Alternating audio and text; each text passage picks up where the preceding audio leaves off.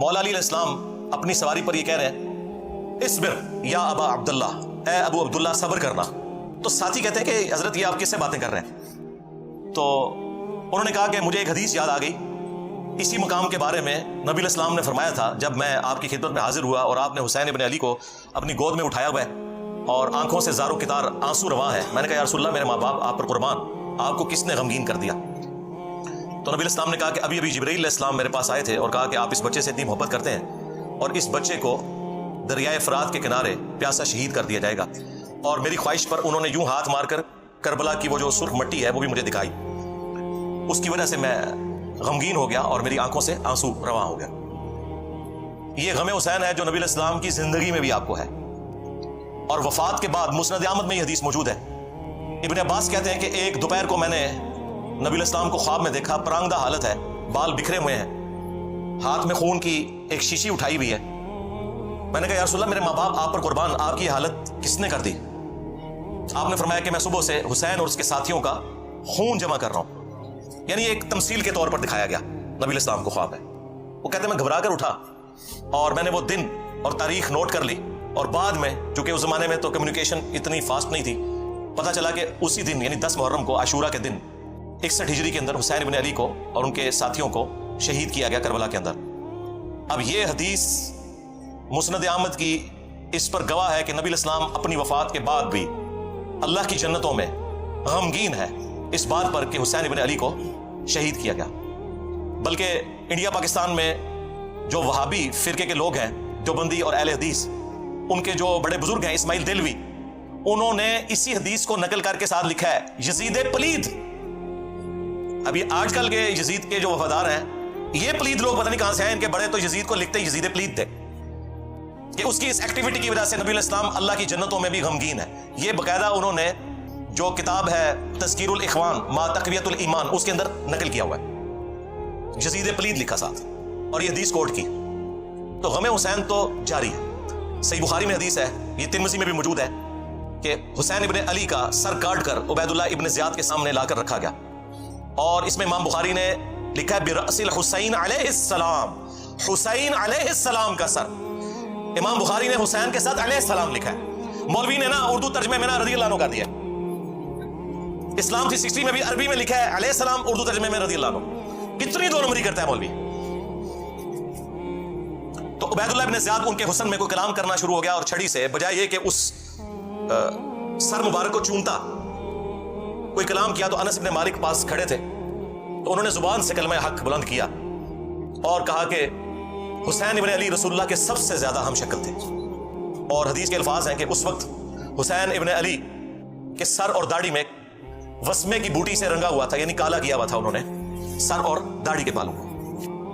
اچھا اس حدیث کی شرح پتہ کیا لکھی ہے اہل حدیثوں نے؟ وسمہ اس بوٹی کو کہتے ہیں جو بالوں کو کالا کرنے کے لیے استعمال ہوتی ہے. یہ حدیث کی شرح ہوئی ہے. اور جو اتنا بڑا واقعہ کہ حسین ابن علی کو شہید کر دیا گیا، ان کا سر کاٹ کے پیش کیا گیا گورنر یزید عبید اللہ ابن زیاد کے سامنے، وہ اناٹینڈڈ چھوڑ دیا.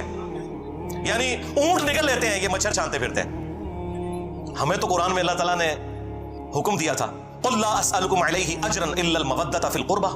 اے نبی ان سے فرماؤ کہ میں اس دعوت و تبلیغ کے بدلے میں تم سے کچھ نہیں ڈیمانڈ کرتا، ہاں جو میری قرابت داری ہے اس کا تو لحاظ رکھو.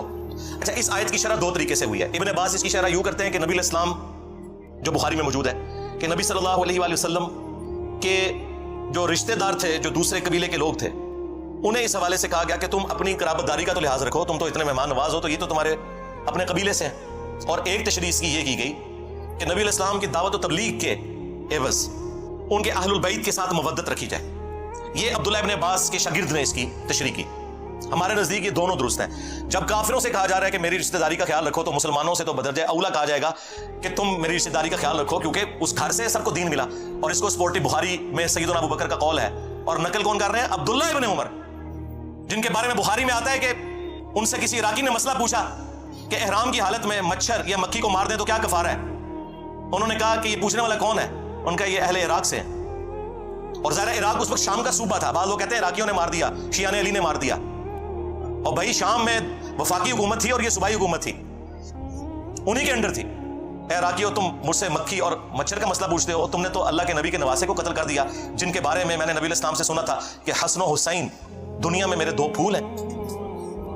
تو حضرت ابوبکر صدیق کا قول ہے بخاری میں، عبداللہ بن عمر کہتے ہیں کہ حضرت ابوبکر فرمایا کرتے تھے محمد کے قرب کو اہل بیت محمد کے قرب میں تلاش کرو۔ اب مجھے بتائیں، جو رسول اللہ صلی اللہ علیہ وآلہ وسلم کے قرب کو ان کے اہل البیت کے قرب میں تلاش کر رہے ہیں خود، کیا کبھی وہ یہ دعویٰ کر سکتے ہیں کہ ہم اہل البیت سے افضل ہیں؟ اللاجیکل بات ہے یہ کہنا کہ جی بخاری میں موجود ہے، ابو داؤد میں بھی، کہ عبداللہ بن عمر کہتے ہیں کہ ہم نبی الاسلام کے زمانے میں افضلیت دیتے تھے حضرت ابوبکر کو، عمر کو اور عثمان کو، اس کے بعد افضلیت نہیں دیتے تھے۔ تو بھائی یہ لوگوں میں فضیلت کی بات ہے، اہل البیت بالکل الگ ہے، جن کے گھر سے دین ملا۔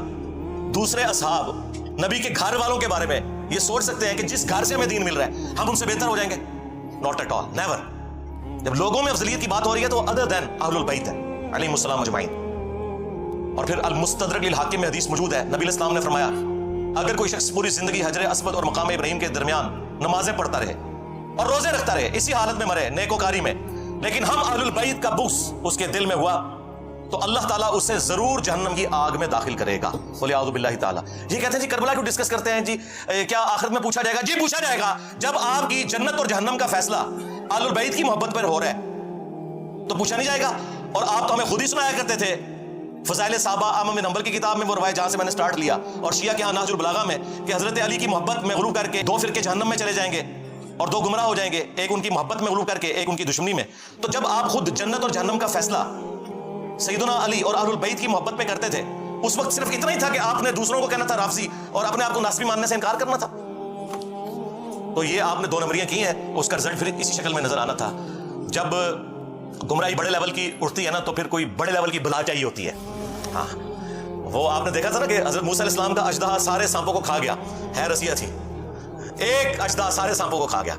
تو یہ جتنے سانپ نکلے ہوئے تھے نا جنہوں نے اس دین کے ساتھ غداری کی، ایک انجینئر سب پہ بھاری ہو گیا۔ ہاں الحمدللہ۔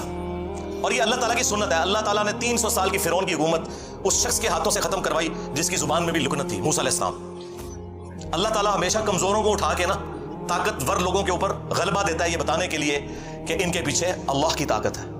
تو الحمدللہ آج دیکھ لیں ہمارے اس پلیٹ فارم کی برکت سے پوری دنیا کے اندر سنی ہو شیعہ ہو، محرم کا مہینہ جب بھی آتا ہے ہماری ویڈیوز شیئر ہوتی ہیں، اور الحمدللہ صدیوں میں جو گراوٹ آئی تھی غلوف کی شکل میں دونوں طرف، وہ کافی حد تک ایڈریس ہوئی ہے۔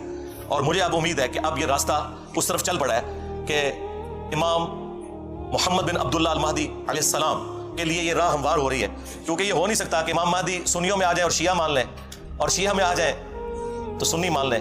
اس کے لیے ضروری تھا کہ سنی شیعہ کی تفریق سے بالا تر ہو کر لوگ اپنے ڈفرینسز ضرور رکھیں، لیکن الٹیمیٹلی اس بنیاد کے اوپر قتل و غارت نہ کریں، اور اہل البیت جو کہ کامن ہستی ہیں ان کے ساتھ اپنا جو عقیدت والا معاملہ ہے وہ تو اپنی جگہ رکھیں۔ المعجم الکبیر طبرانی کے اندر صحیح سند سے ابراہیم نخعی کا قول موجود ہے، جو بخاری اور مسلم کی احادیث کے راوی ہیں۔ 50 ہجری میں پیدا ہوئے اور 96 ہجری میں فوت ہوئے۔ کربلا جب ہوئی ان کی عمر 11 سال تھی۔ تو وہ ناسبیوں کو سمجھانے کے لیے اکثر فرمایا کرتے تھے کہ بالفرض اگر میں قاتلین حسین میں شامل ہوتا اور قیامت کے دن اللہ تعالیٰ مجھے معاف بھی کر دیتا اور میں جنت میں بھی پہنچ جاتا، تب بھی میں رسول اللہ کا سامنا جنت میں نہیں کر سکتا تھا کہ کہیں حضور مجھ سے پوچھ ہی نہ لے کہ تو دنیا میں میرے حسین کے قاتلین میں شامل تھا۔